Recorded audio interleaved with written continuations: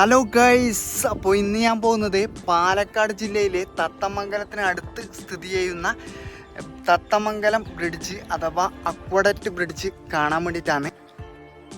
അപ്പോൾ ഞാൻ പോകുന്ന വഴിയൊക്കെയാണ് ഈ കാണുന്നത് കേട്ടോ.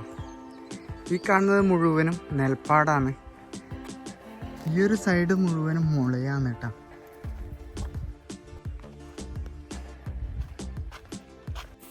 അപ്പോൾ ഗൈസ് ഇത് കണ്ട ഇത് ശരിക്കൊരു തേങ്ങ പോലെ ഉണ്ടല്ലേ.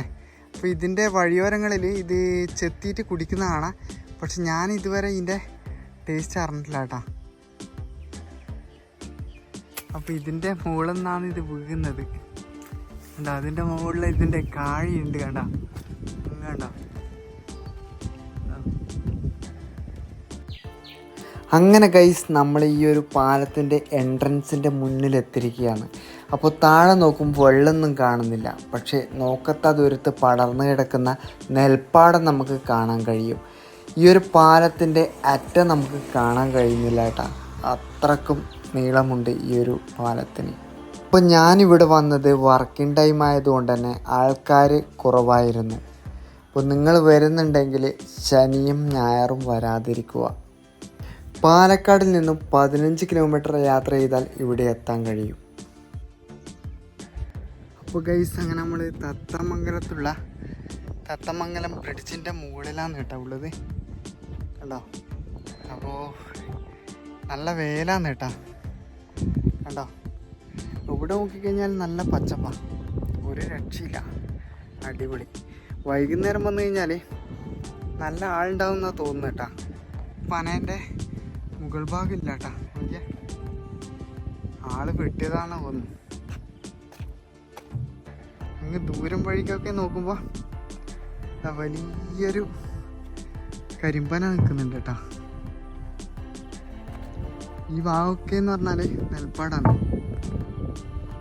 അപ്പോൾ നെല്ല് മൂർന്നത് കൊണ്ട് നമുക്ക് ആ ഒരു പച്ചപ്പ് നേർക്ക് കാണാൻ കഴിയുന്നില്ല കേട്ടോ. ഇവിടെയൊക്കെ എന്ന് പറഞ്ഞാൽ വിത്ത് ഇട്ടിനത്ര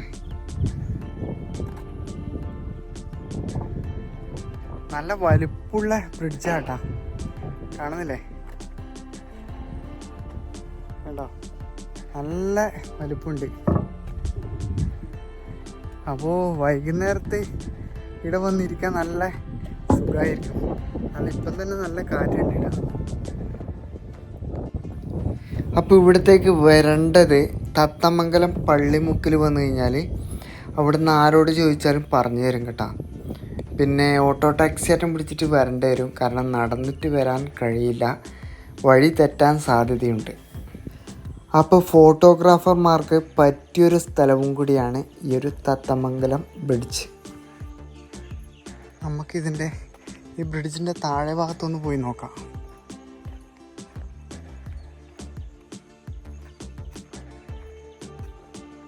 ഈ ഒരു സൈഡൊക്കെ എന്ന് പറഞ്ഞാൽ ഏണിമൊളിയാട്ടോ.